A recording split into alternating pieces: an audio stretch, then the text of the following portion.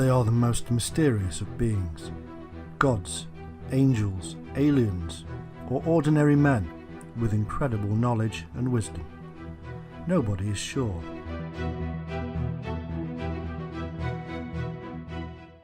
The culture of Mesopotamia is rich and complex. Historians have been slowly unravelling their secrets.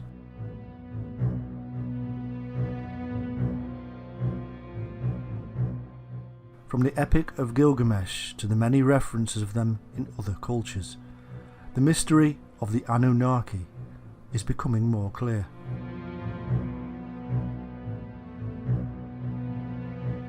To Western eyes, their ways are strange. Over hundreds of years they have been called gods and angels, and now in our modern age many see them as aliens visiting Earth and bringing great knowledge.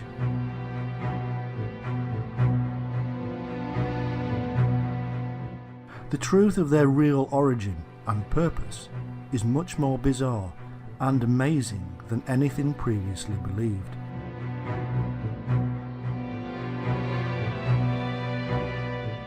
Prepare to witness the demystification of a sacred and ancient past. Prepare to see the Anunnaki as they really were, and in so doing we will discover the truth about so many other things. From the Garden of Eden to the Great Flood, from the God of the Bible to the secrets of Enoch, all shall be revealed.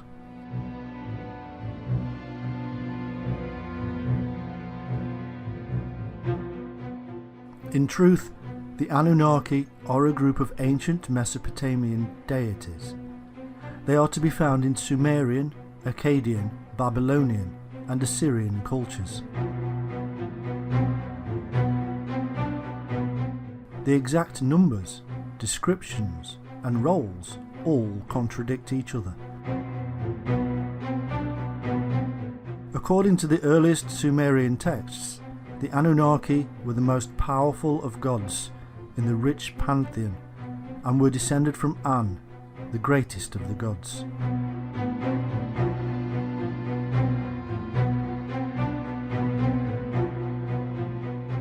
Later, they became the 7 judges who sit upon the throne in the underworld. They remained this way for some time, even in the Epic of Gilgamesh. According to old Babylonian texts, they were gods of the underworld, not of heaven. The name simply means offspring of Anu or An, the sky god, and Ki. The most prominent and probably well known of the Anunnaki was Enlil, who cleaved heaven and earth in two.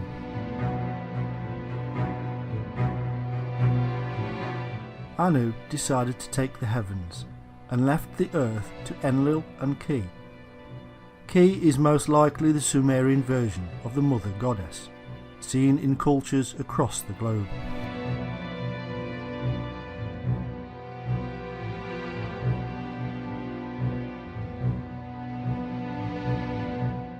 The physical evidence of worship of the Anunnaki is scarce. Most of what we know comes to us from texts. It appears that each of the Anunnaki were worshipped separately in individual cults, and because of this, no evidence of them as a group has been found. No image of them all together. As such, the practices of worship of the Anunnaki is thin on the ground.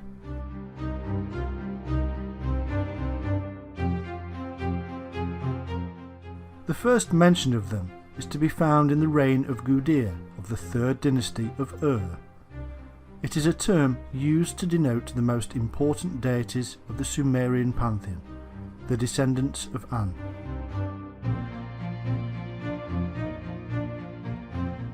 Exactly which deities were members of the group referred to as the Anunnaki is difficult to know. There is no complete list of them that survives. One of the texts mentions 50 or so members of them associated with the ancient city of Eridu, and yet when we read of the descent of Inanna into the underworld, there are only 7. They are judges who condemn her to death.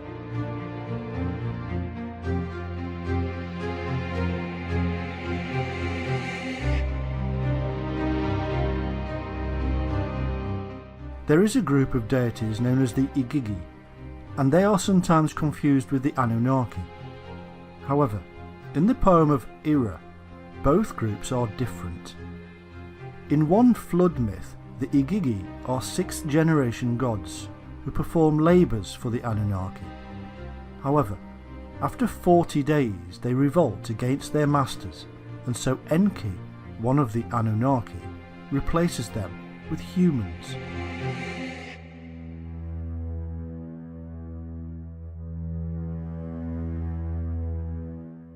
The similarities with the biblical flood and numbers are quite remarkable. It is obvious that Mesopotamian myths heavily influenced or were the origin of much of the biblical Old Testament.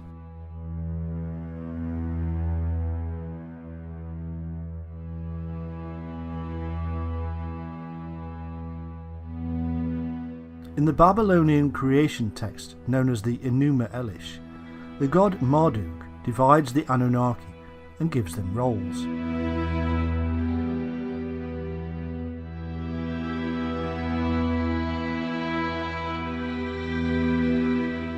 "300 in heaven and 300 on earth." As a thank you, the Anunnaki built Esagila as an abode for Marduk, Enlil and Ea. When they had finished, they built themselves shrines.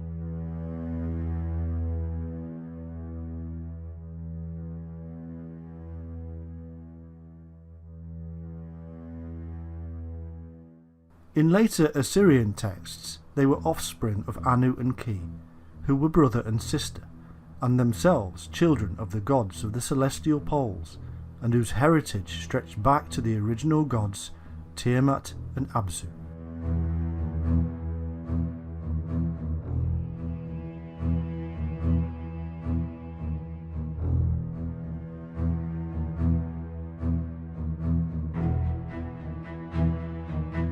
Here we begin to see clues to the use of these deities as names for the bodies in the sky, the stars that shine above.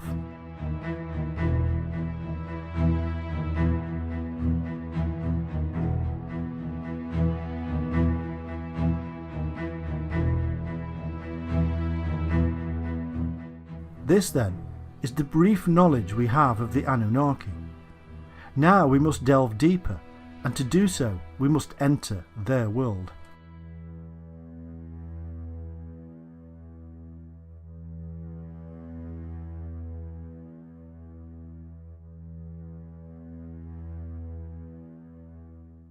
Appearing out of nowhere, and at least as early as the 5th millennium BC, the earliest known civilization, the Sumerians of Sumer in Mesopotamia, was initially a non-Semitic culture. By 3000 BC, and as a result of its sophisticated irrigated agriculture, Sumer flourished as a nation and developed a considerable power base through the development of its numerous city-states like Ur, Erech, Eridu, Lagash and Kish.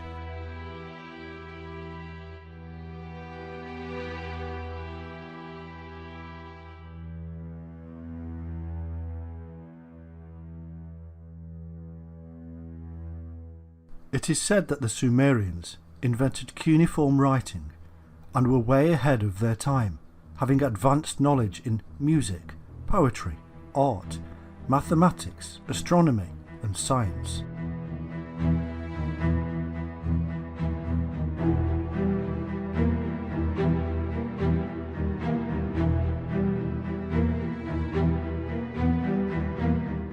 For the ancient Sumerians, music was a tool that helped them describe the cosmos.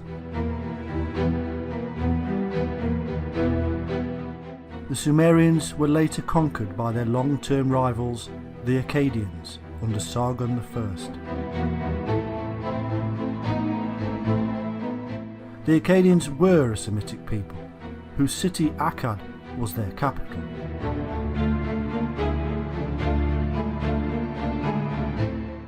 After 2000 BC, Sumeria Akkad declined as a nation and was later absorbed by the expanding empires of Babylonia and Assyria.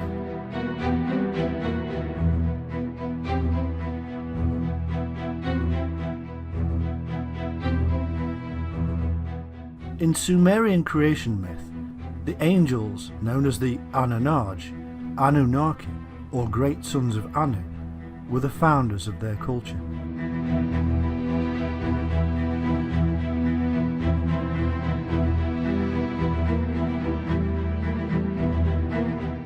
The names Angel, Anunnaki and Anakim have much in common. They are indicative of the ancient ancestors who brought the secrets to the rest of the world.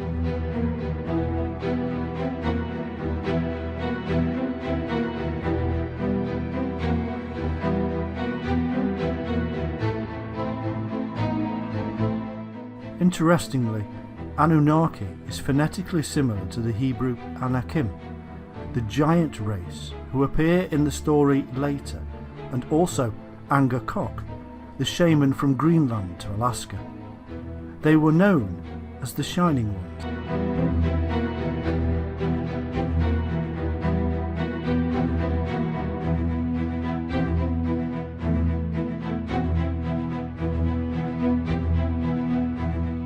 The earliest accounts of the Shining Ones can be found in four principal sources. Firstly, in the Sumerian tablets from the Library of Nippur, where they are named the Anunnaki. Secondly, in the Book of Enoch, where they are referred to as angels, watchers, and Nephilim. Thirdly, in the Book of Jubilees. And fourthly, in the biblical book of Genesis, where they are given the name Elohim.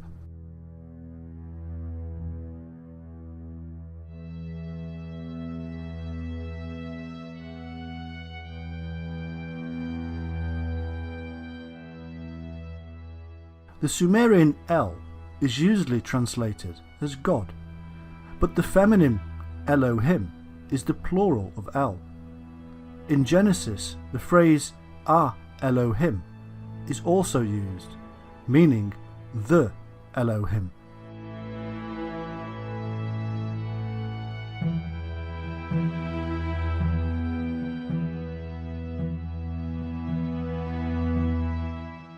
El means brightness and shining. Indeed, the Semitic word El is found in many ancient languages. For instance, the Anglo-Saxon elf means shining being, and so El needs to be translated not as God, but as the Shining One, and Ah Elohim, being plural, should read the Shining Ones.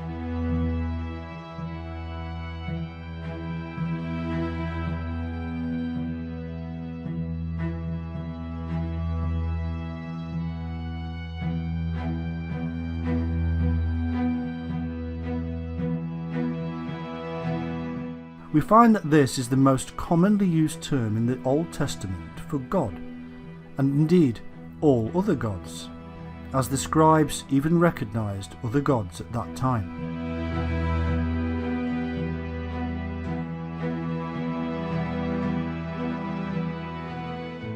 The name Sumer comes from Shumer and means literally the land of the watchers.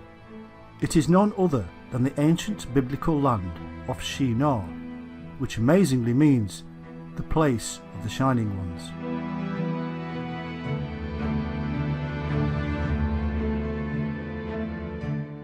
The Shining Ones are in the Bible and have been there ever since they wrote themselves in.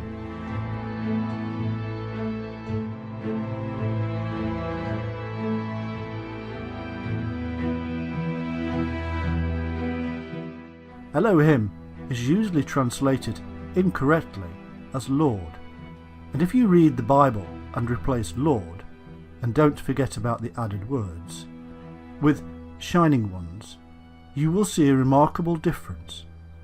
A reading now of how it was meant to be. We now have the shining light of knowledge spoken of in 2 Corinthians 4:6. The Lord God of the Bible is the light who gives birth to the divine spark of Christ.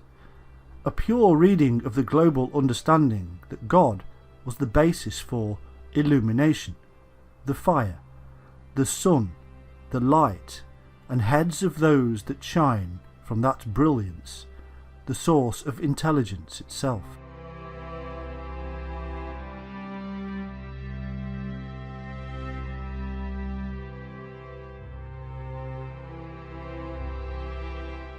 Anu, or An, was the chief sky sun god, and means shining.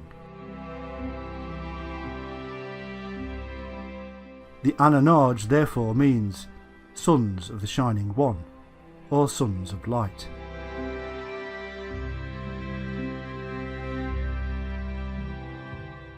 In Ireland, the term for shining was Ain. There may be a connection here with the Tuatha De Danann, the Shining Ones of Ireland, and the serpent cult that St. Patrick had removed from the Emerald Isle.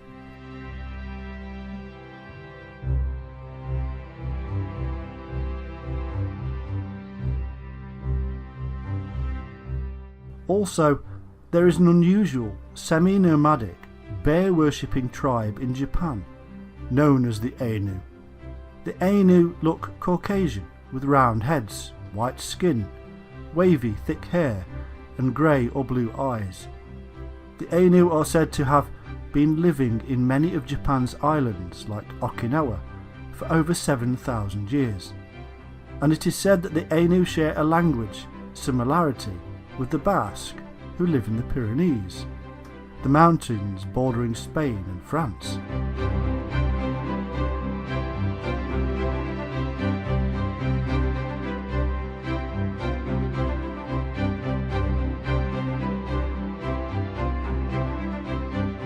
Also interesting is the fact that in these Ainu regions a number of stone circles have been found with a slender, upright stone in the centre, similar to those found in the British Isles and elsewhere.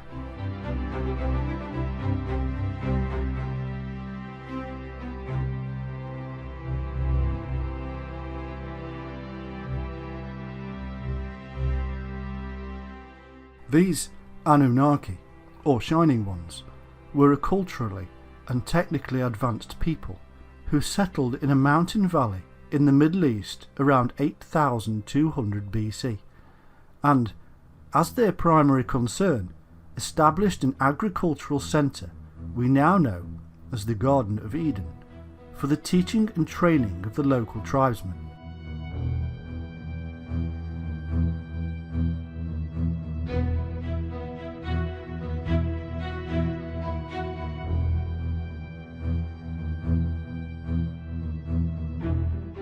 They were described as the shining countenanced lords of cultivation, elevated to gods.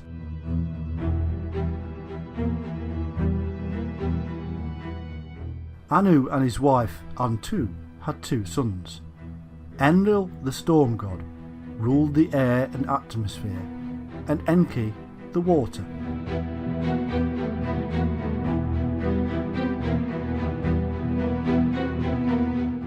Enki is also the wise teacher known as Ea or Oannes, who led the fish beings that came from the sea, or indeed from across the sea.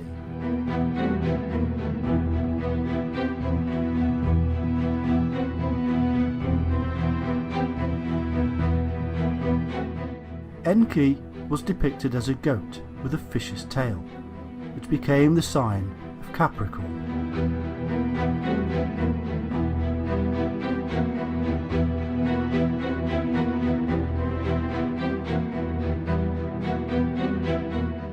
Enki or Ea's consort was Ninki or Damkina, and their children were Marduk and Nanch.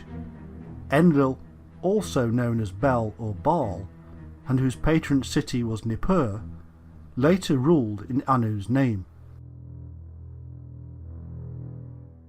Ninlil or Ninkar-Shag ruled the earth. The early Sumerians described themselves as constantly nourished by the milk of Ninkarshag, the great Mother Moon goddess. The Syrians knew her as Atargatis, the mermaid.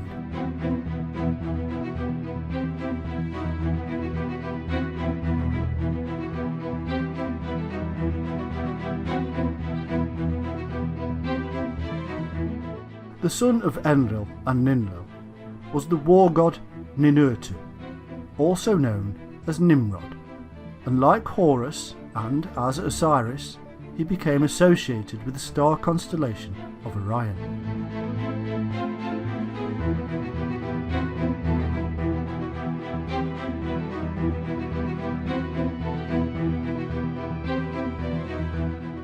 We also have Nana, who was the moon goddess, and Utu, a sun god, also known as Ogmash and Shamash. It was Shamash who later given the 29 laws to King Hammurabi.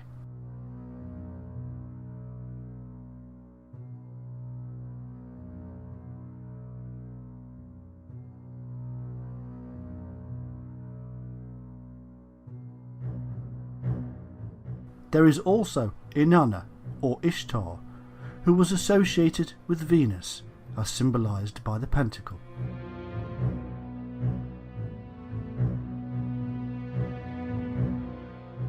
The texts that we have on the Sumerian deities vary.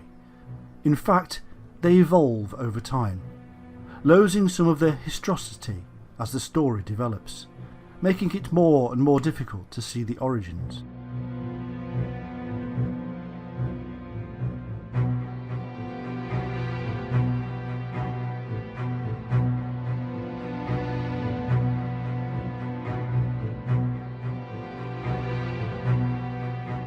Trying to bring clarity to the tales of Sumerian and Mesopotamian deities is like trying to learn Mandarin backwards. However, due to the names we are given, such as Enki for instance, who is identified with Ea and Oannes, we're being led to cross-reference the Anunnaki with the fish beings, who seem to have come ashore in Sumeria from the Red Sea and the Persian Gulf, and at a time which is now lost in antiquity.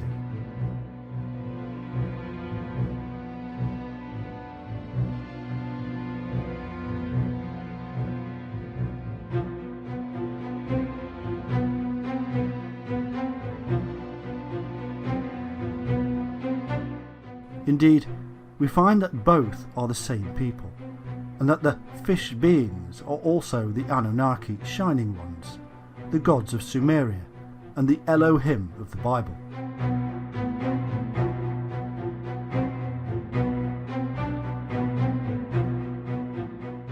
And when we then cross-reference these fish beings with the Nita gods and the Shemshu or Aku, and whom it is said appeared in Egypt from a submerged island, we also have to include the origins of the Hindu Naga serpent deities, who also came from a lost island.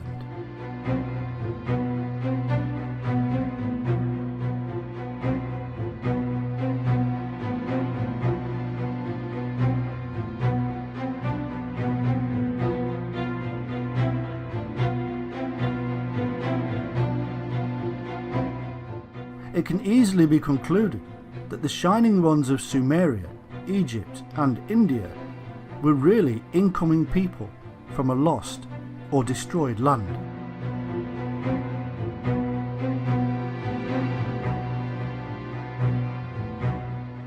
These connections allow us to piece together their story and see a little more of their historical territory, much of which has been lost or deliberately hidden from us.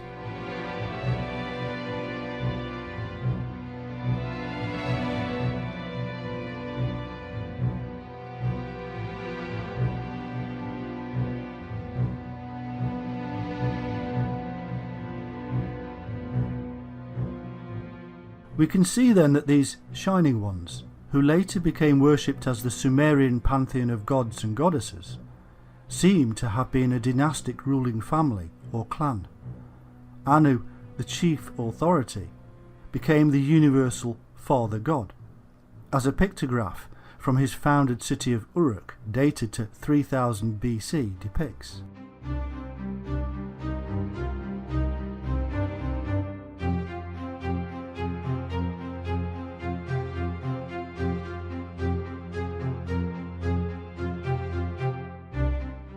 The lineages of all these deities are mixed, with sisters, wives, mothers, fathers, brothers and sons, intermingling and confusing the whole thing.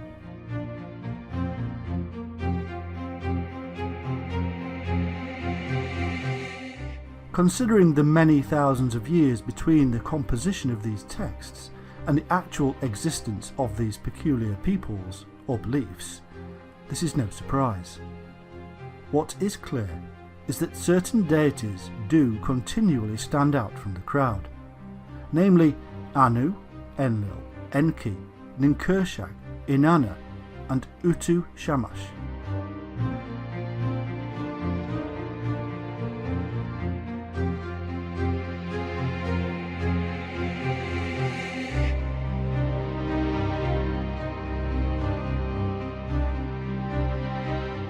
And that the form and structure of these deities would go on to spawn Egyptian, Greek and Roman pantheons for centuries, if not thousands of years.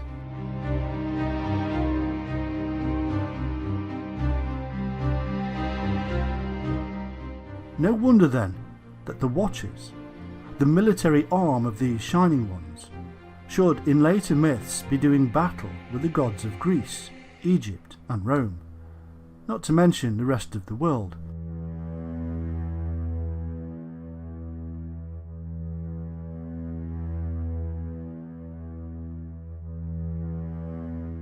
Just as the fallen insurgent Nephilim or Watchers do battle with their own ruling family of Shining Ones in the Bible.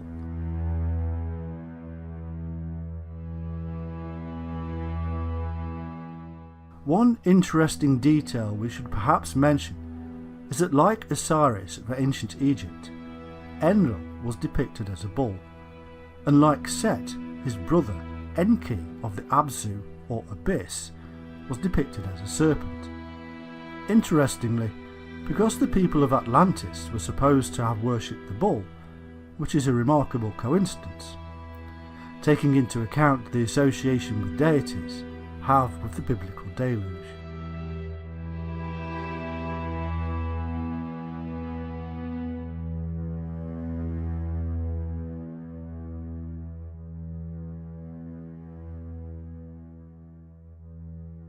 It is said that Enlil, who took over as the leader of the Shining Ones, lived for thousands of years.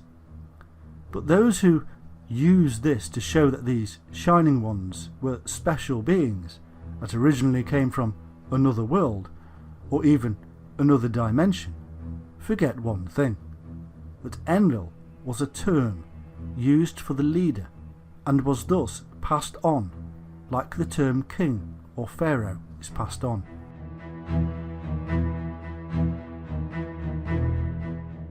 It was also the title of the sun, which of course would seem to be eternal.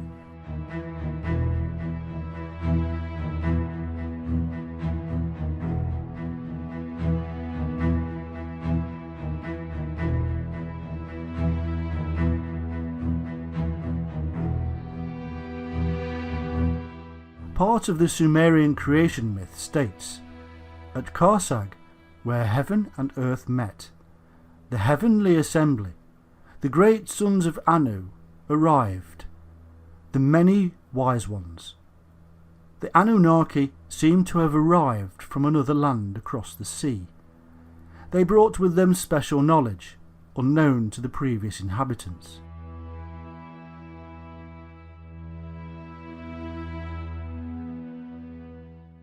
It is said, mankind learned from the Shining Ones. They set things in order.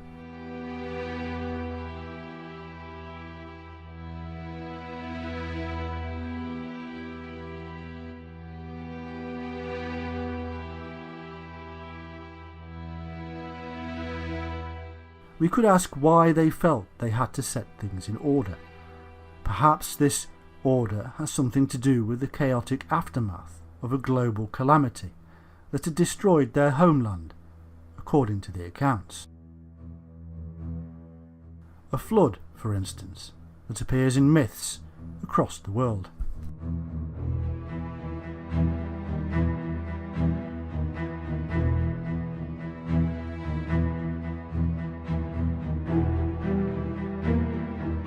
In the famous Sumerian kings list, we are told that the Anunnaki ruled in Sumeria, both before and after the deluge, and that it was after the deluge that they then set kings on the throne to govern the land and rule in their stead. However, if we are to believe the accounts given of the fish beings, we are also told that these shining ones had first come ashore from their submerged land after a similar catastrophe, an earlier one than the deluge related in the Bible and other sources.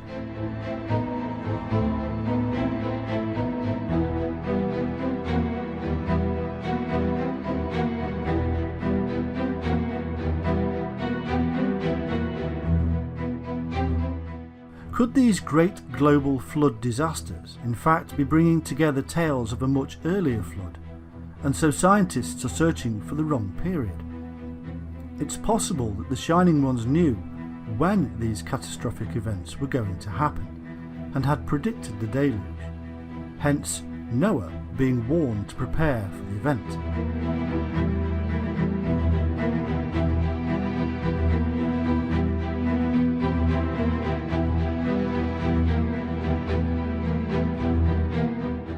This theory is supported by the information encoded in various sources, which lead us to the symbol of the Ouroboros snake and its deeper meaning.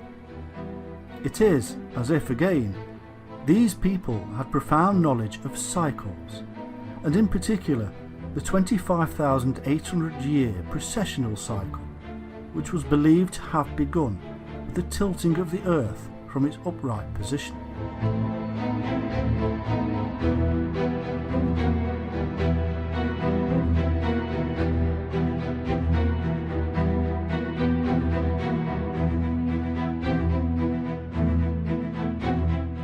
It would appear that it was believed that these recurring catastrophes were linked to the beginning and end point of the precessional cycle, linked to the very event that caused the Earth to incline in the first place.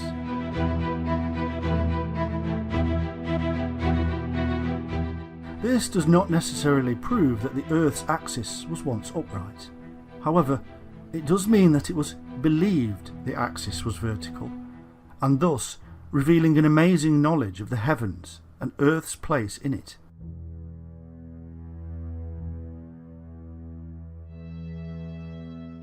There is evidence that the ecliptic centre was the abode of the Father God, as this was actually named Anu, as well as the Eye of Ra by the ancient Egyptians.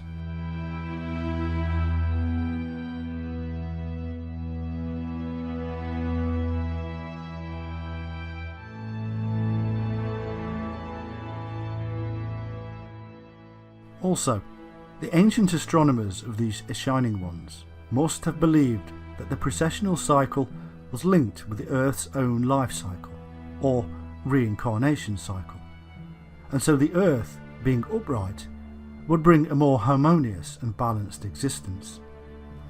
No more global catastrophes, and no birth, death, rebirth cycle. In other words, the Earth, like the spiritual man who seeks to come off and out of the reincarnational cycle, and all cycles for that matter, would have been seen to be in the perfect position and the perfect spiritual condition.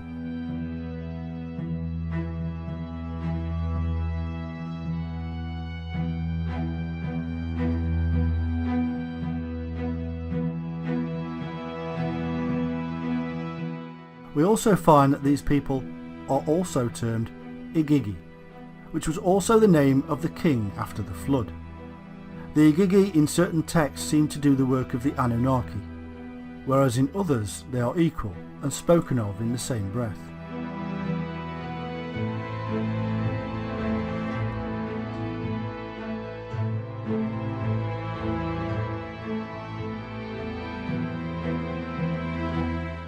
In the Epic of Anzu, the Igigi are superior in the sense that the Anunnaki are of the Abzu, or the deep. This, of course, must remind us of the Hindu ideas of the Naga, serpent deities who reside in the deep, and are no less holy for it.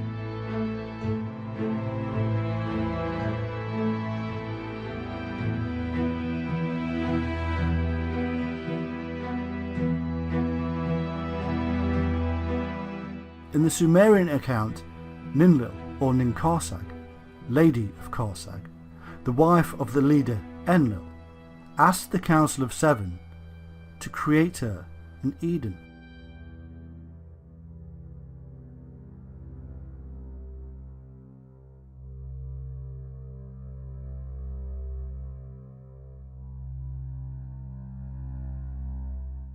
This is the very same Eden, or plateau, as in the Bible myth, and the Council of Seven is the same as the seven archangels, or messengers of the Bible, who came down from heaven, or the mountain, or cosmic sky.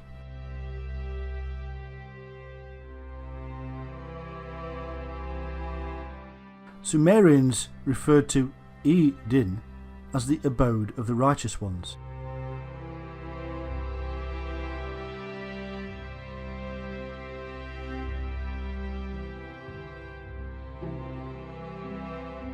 The tree of life and the tree of knowledge that stood in this Garden of Eden are the secrets of the Shining Ones. Secrets which will stay with them for thousands of years, to be told only to the highest shaman, adept, priest, avatar or prophet.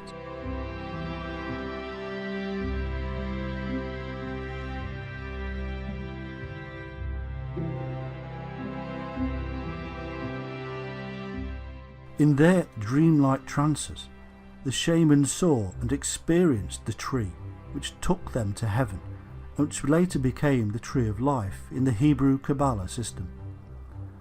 And, as if reflecting the 7 chakra levels of the human spinal column, and the processes involved with one's own access to the knowledge within, the Sumerians built their towers or ziggurats with 7 levels, as attempts to build closer to heaven, to be like the mountains, and link them with the earth, as in the dream of Jacob's ladder.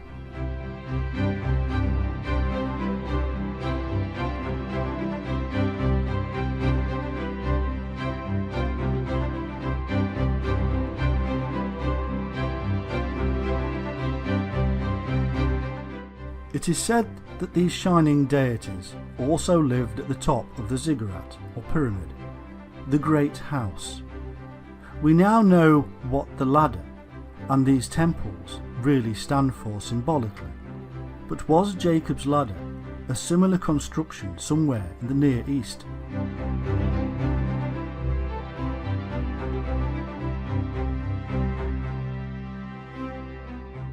Jacob was in fact the father of the 12 tribes, and as such, the father of the zodiac.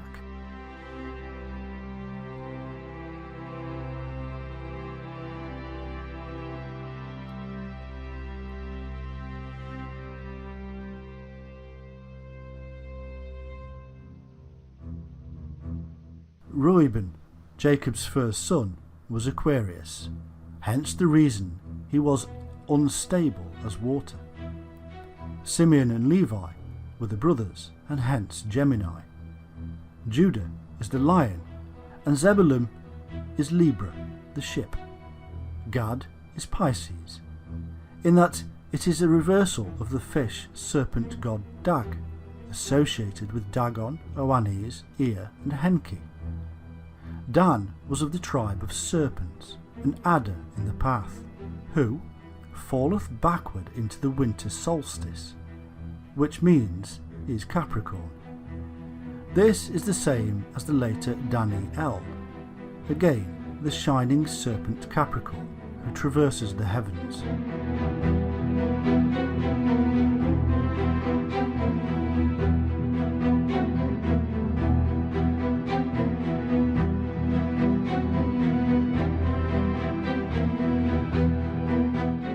We can now see that most of these myths and stories are mere transliterations of astro-theological ideologies associated with the zodiac, and also the precessional cycle, which can be used as means to find relevant periods in history.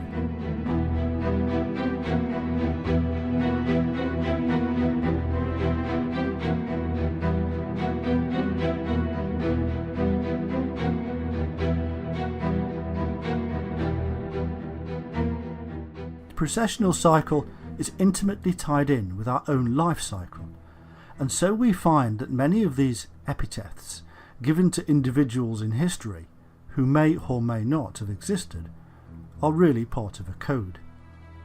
This shows that the later leaders and their priesthoods, who were spiritual and godly, and also knowledgeable in astronomy, were related to the Shining One sect, and even received their knowledge and authority from the Shining Ones. They associated the Shining Ones with the solar and celestial bodies, which they studied.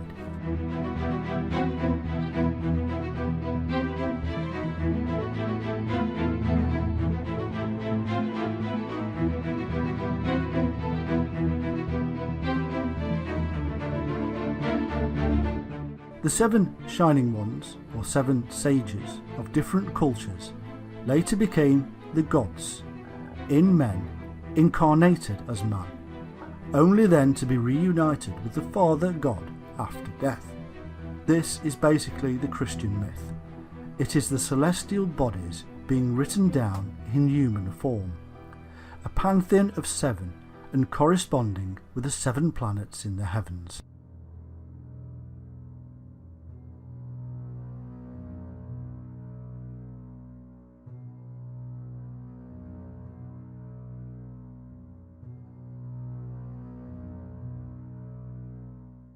The phrase, "where heaven and earth met," is symbolic of the sacred mountains, and this gives us the clue that this could be somewhere with impressive heaven-like mountains, such as Tibet, perhaps even the ziggurats of Mesopotamia, or even the pyramids of Giza. Seeing as these temple constructions are based on the shamanic world mountain,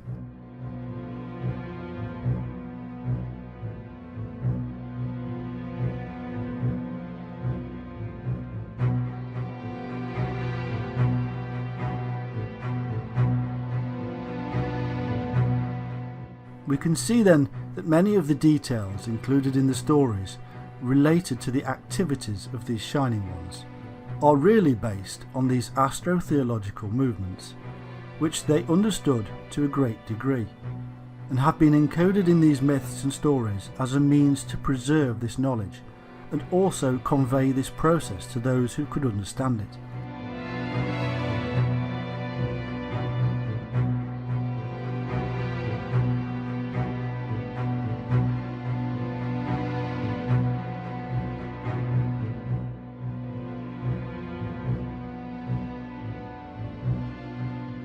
They added encoded information, which also makes these stories somewhat confusing. The story of the Anunnaki is therefore not one just in the remit of Mesopotamia. It is in fact a universal system, observed in the sky, and this is why similarities can be found across the world in ancient cultures.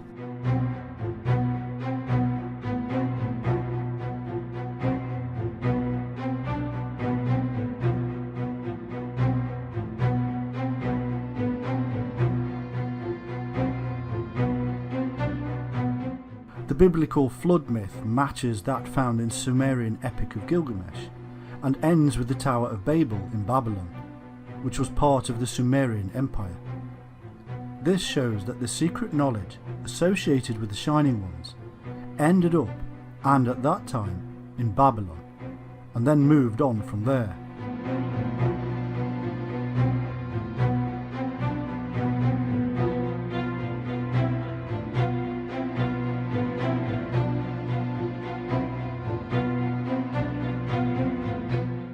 In the search for the Shining Ones, we have come across numerous groups, cults and religions.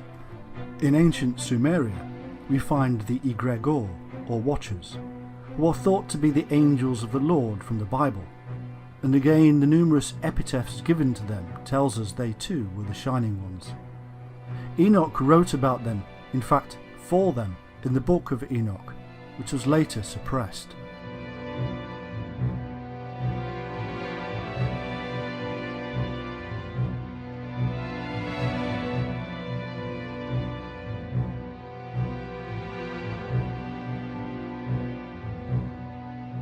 In the Bible and the Book of Enoch, these shining ones are called angels, archangels, or cherubim.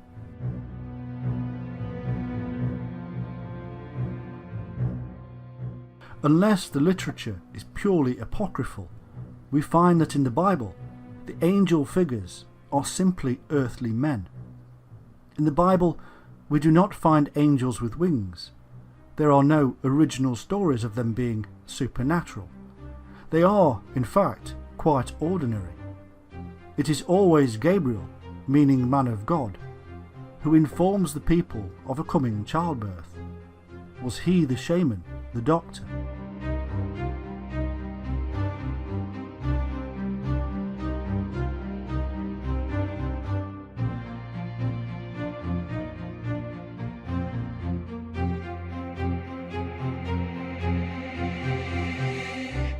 Michael is the warrior and protector, accompanied by angels wielding swords.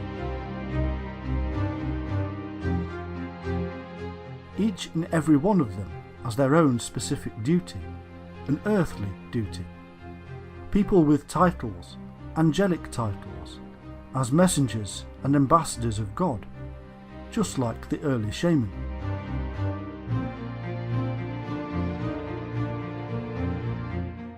The title cherubim means exiles, and could be an indication of the origins of the angels. Maybe they were ordered to leave somewhere for not conforming. Perhaps Eden, where they had previously been the watchers or guardians of the garden.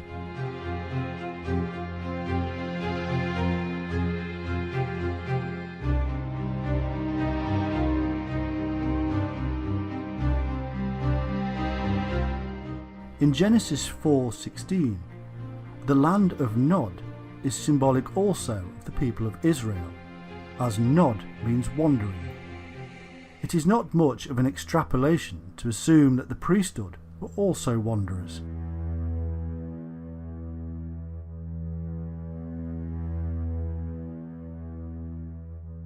Another example of symbolic titles is that of Enoch, which means consecrated.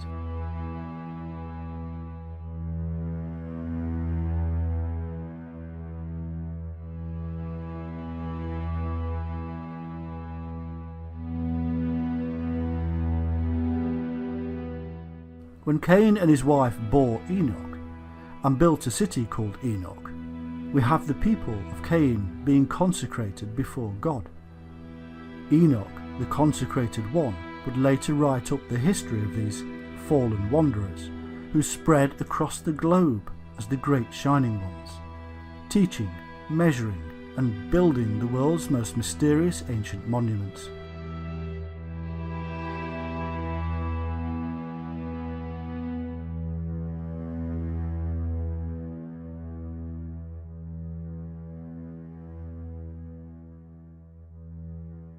Of course, we must not forget the seraphim of Numbers 21:6 and elsewhere.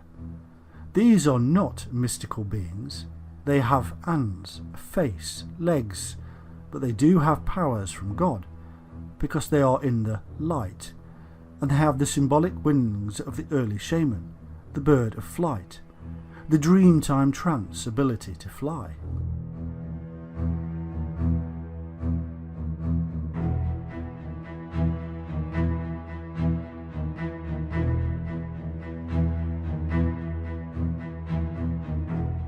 Their name means shining ones or fiery serpents.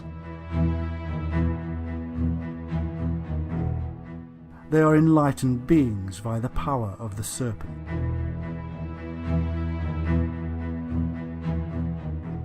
Mystical Jewish literature tells us that the angels can fly, tell the future, shapeshift, speak Hebrew, and are emanations of the divine shining light.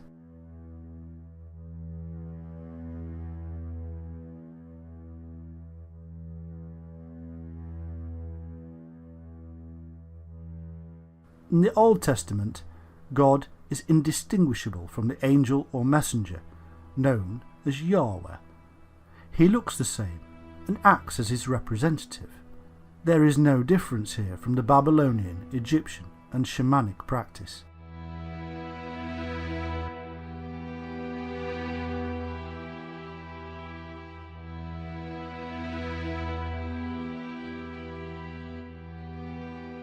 In the New Testament, the angels actually take part in the judgment at the end times.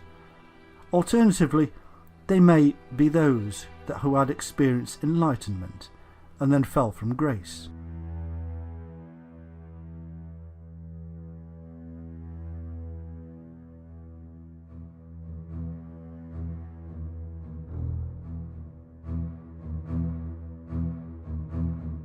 We are told that the Nephilim, or Watchers, began to mix with the indigenous people.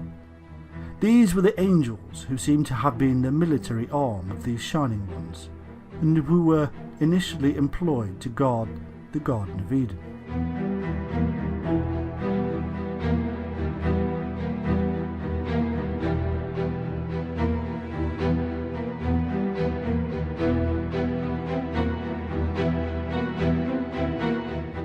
And it came to pass, when the children of men had multiplied, that in those days were born unto them beautiful and comely daughters. And the angels, the children of heaven, saw and lusted after them, and said to one another, Come, let us choose us wives from among the children of men, and beget us children.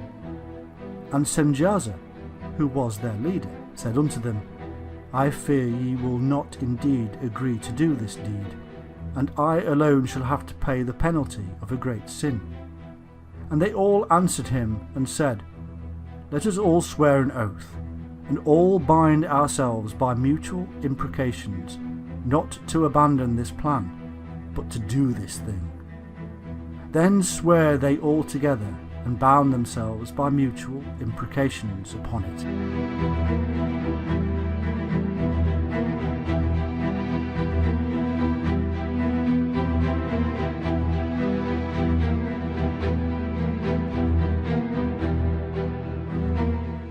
From this union, a hybrid race was produced, a race of giants, so we are told.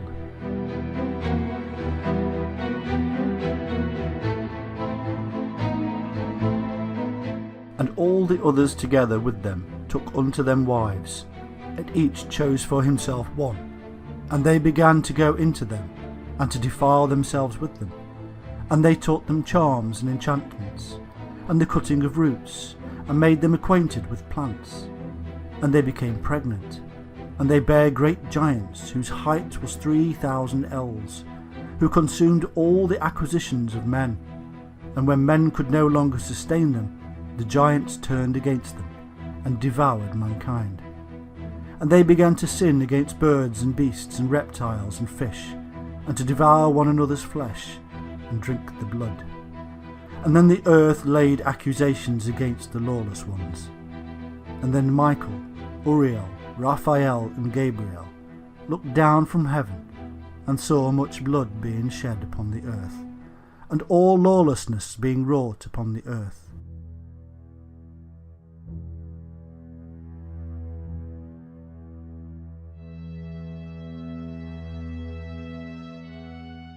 These insurgents also passed on knowledge, and taught them combat and how to make weapons.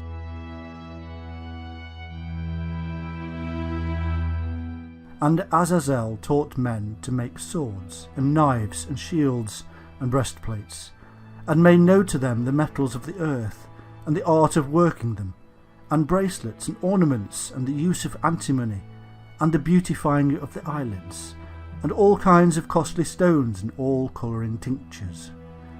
And there arose much godlessness, and they committed fornication, and they were led astray, and became corrupt in all their ways.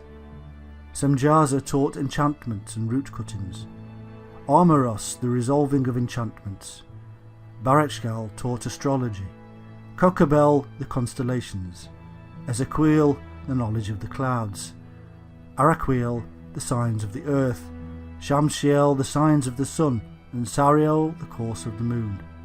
And as men perished, they cried, and their cry went up to heaven.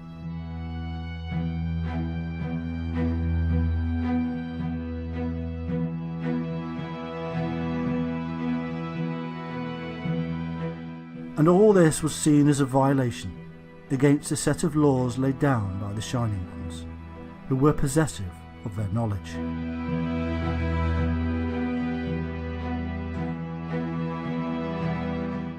Thou seest that Azazel hath done, who hath taught all unrighteousness on earth, and revealed the eternal secrets which were preserved in heaven, which men were striving to learn. And Semjaza, to whom thou hast given authority to bear rule over his associates. And they have gone to the daughters of men upon the earth, and have slept with the women, and have defiled themselves, and revealed to them all kinds of sins. And the women have borne giants, and the whole earth has thereby been filled with blood and unrighteousness.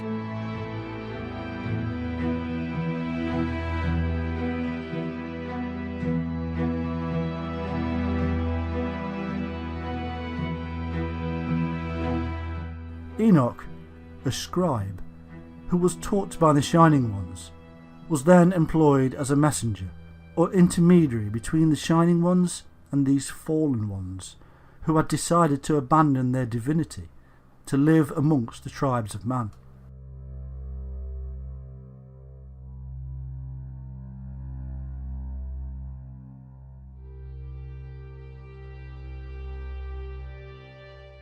Enoch was then sent to tell the insurgents that a severe sentence had been passed on them, and that they were soon to be punished. In brief, the punishment sent is the flood.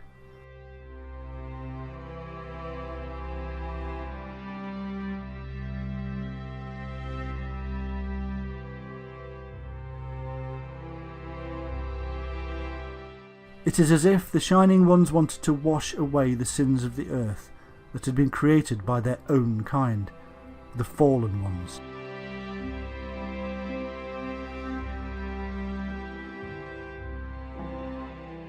In the Bible, we are told that God, or rather the gods known as Elohim, spoke to Noah, telling him that the seasons of summer and winter would be more extreme from the time of the flood onward.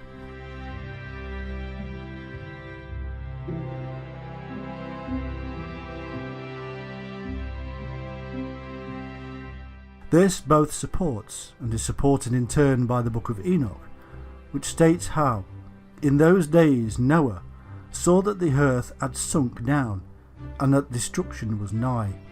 And he said, Tell me, what is transacting upon the earth?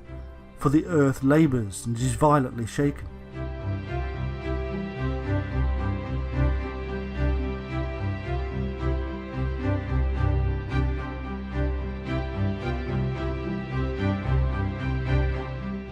In the King James Version of the Bible we find this: Behold, the Lord maketh the earth empty, and maketh it waste, and turneth it upside down, and scattereth abroad the inhabitants thereof. The earth shall reel to and fro like a drunkard.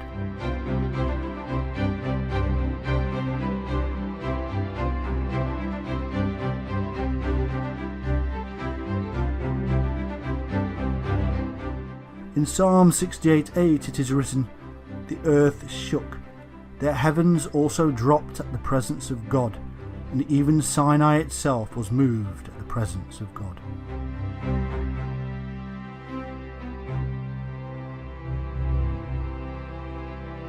The heavens dropping would mean that to the observers in the Sinai region, the earth beneath their feet was tipping relatively upward and northward. In his written book, Timaeus and Critias, Plato describes an awful catastrophe in which the earth moved forwards and backwards, and again to right and left, and upwards and downwards, wandering every way in all 6 directions. But as many scholars and researchers have now acknowledged, the God of the Bible and his angels are said to be the Sumerian Anu and his sons and entourage, the Anunnaki or Shining Ones. who are reported to have landed in Mesopotamia and there created the Garden of Eden. And so we must now draw a conclusion. When we first started out in this task of discovering the Anunnaki, we found a complex and mystifying series of tales that seemed to make little sense.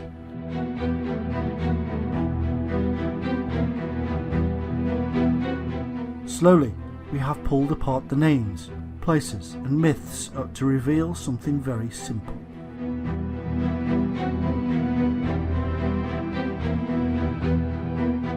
Many thousands of years ago, something catastrophic occurred, and a highly knowledgeable and wise people fled.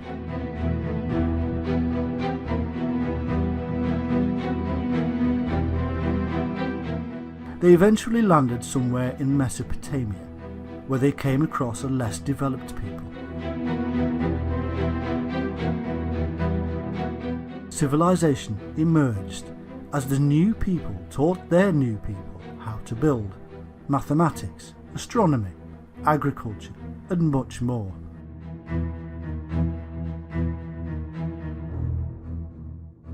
Their wisdom was so great that later generations would call them gods and angels.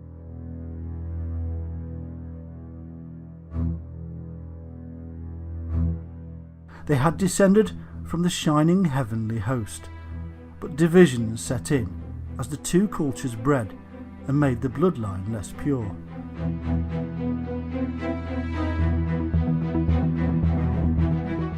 The Watchers, who had gone bad, and the Shining Ones, who were not happy. In a simple tale that has become very complex over vast periods of time,